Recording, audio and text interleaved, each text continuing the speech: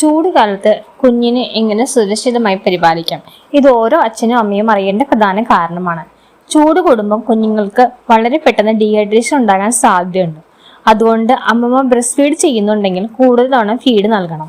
Formula feed ചെയ്യുന്നവരാണെങ്കിൽ ഡോക്ടറുടെ നിർദ്ദേശപ്രകാരം മാത്രം വെള്ളം നൽകുക. കുഞ്ഞിന് ധരിപ്പിക്കുന്ന വസ്ത്രങ്ങൾ എപ്പോഴും ലൈറ്റ് കോട്ടൺ ക്ലോത്ത്സ് ആയിരിക്കണം. ഇത് ചൂട് കുറയ്ക്കാനും സീറ്റ് അബ്സോർബ് ചെയ്യാനും സഹായിക്കും. ദിവസവും 1 അല്ലെങ്കിൽ 2 പ്രാവശ്യം കുഞ്ഞിനെ കുളിപ്പിക്കുന്നത് നല്ലതാണ്. പക്ഷെ വളരെ തണുത്ത വെള്ളം ഒഴിവാക്കണം. പിന്നെ ചൂടുകുരു ഉണ്ടെങ്കിൽ ശ്രദ്ധിക്കണം. കുഞ്ഞിന്റെ കഴുത്ത്, പുറം, ഡയപ്പർ ഏരിയ എന്നിവിടങ്ങളിൽ ചെറിയ ചുവപ്പ് പൊട്ടുകൾ കാണിച്ചാൽ അത് ഹീറ്റ് റാഷ് ആയിരിക്കും. അവിടെ ഡ്രൈ ആക്കി സൂക്ഷിക്കുക. കുഞ്ഞിനെ നേരിട്ട് സൂര്യപ്രകാശത്തിൽ കൊണ്ടുപോകുന്നത് ഒഴിവാക്കുക. പ്രത്യേകിച്ച് 11 മണി മുതൽ 3 മണി വരെ. റൂം ടെമ്പറേച്ചർ കുഞ്ഞ് കഴിയുന്ന മുറി കൂളായിട്ട് സൂക്ഷിക്കുക. ഫാൻ അല്ലെങ്കിൽ AC ഉപയോഗിക്കുക. പക്ഷെ ഡയറക്റ്റ് എയർ ഫ്ലോ കുഞ്ഞിനെ വീഴരുത്.